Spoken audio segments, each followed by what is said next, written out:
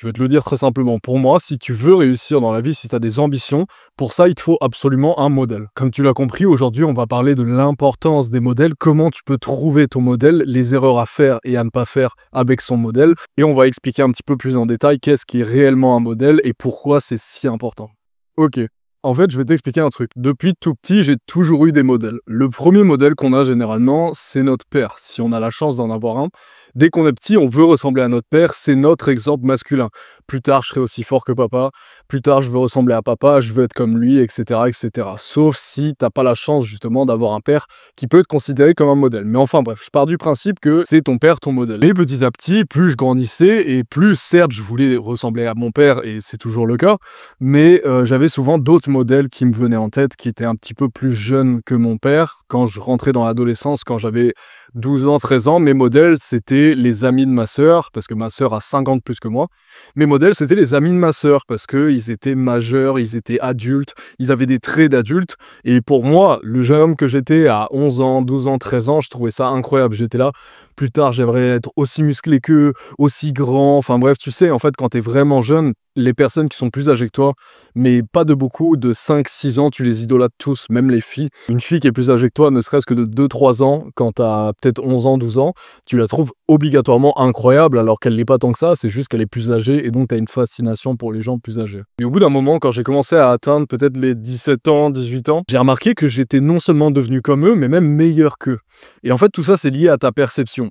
Quand j'avais 12 ans et que je trouvais qu'un gars était musclé, par exemple, c'est parce que j'avais 12 ans et que j'avais encore un corps d'enfant. Et que lui, il avait juste fait sa puberté, mais en fait, il n'était pas du tout musclé. Et je me suis retrouvé à un moment sans modèle. Et j'ai commencé à me dire, ok, j'ai dépassé mes modèles, j'ai plus de but, ça y est, j'ai atteint mon but, je les ai dépassés. Et c'est ça l'erreur qu'on fait souvent. Et c'est pour ça que si tu te rends compte que les modèles que tu as, en fait, tu les as dépassés, ou alors que tu les trouves plus si intéressants que ça, il faut absolument que tu trouves de nouveaux modèles. Tu peux pas te permettre de garder le même modèle si tu t'en rapproches trop. Un modèle, ça doit être quand même loin de toi. C'est quelque chose qui va t'inspirer à faire mieux, et il faut qu'il s'adapte. Et il s'adapte avec l'âge, il change selon tes périodes, selon ton mode de pensée, on l'a déjà dit. Donc, pourquoi c'est important d'avoir un modèle? Donc là, tu t'es dit, ok, faut que je trouve un modèle, ça peut être un personnage de film, on l'a dit, ça peut être vraiment n'importe qui, même quelqu'un qui n'existe pas. Ce modèle, ça va te permettre de t'inspirer au niveau de ta mentalité, ça va te permettre de te montrer, si c'est quelqu'un qui existe, que c'est faisable, parce que souvent on a le problème d'avoir des ambitions, mais tant qu'on n'a pas vu quelqu'un qui les réalise vraiment, on a nos ambitions, nos objectifs, je veux être comme ci physiquement, je veux être comme ça, j'ai envie d'avoir telle vie, si personne d'autre l'a fait, si t'as jamais vu quelqu'un l'avoir fait, c'est super difficile de te motiver. Donc ce modèle, il sert à ça. Grâce à lui, tu peux reprendre justement les pas qu'il a pris, tu peux suivre son chemin. C'est comme si tu étais dans une forêt où il y avait plein d'arbres, où c'était le bordel, on ne peut pas avancer. Et lui, il a créé un chemin dans cette forêt que tu as juste à suivre. C'est beaucoup plus facile pour toi. Et c'est à ça que ça sert un modèle. Ça t'inspire et ça te permet de te dire que c'est faisable parce que lui-même l'a fait. Le modèle, il faut qu'il ait atteint ce que tu veux atteindre. Il faut qu'il ait des valeurs en commun avec toi, mais par contre, il y a une erreur que tu dois pas faire, c'est de l'idéaliser. Et ça, c'est quelque chose que je vois trop souvent, notamment sur Internet, ce monde qui est totalement faux. Les gens te montrent ce qu'ils ont envie de te montrer, tu sais pas ce qu'ils font de leur vie, tu sais pas à quoi ils ressemblent le matin, tu sais pas ce qu'ils font, tu connais rien en fait. Sur Internet, tu vois seulement ce que veulent bien te montrer les gens.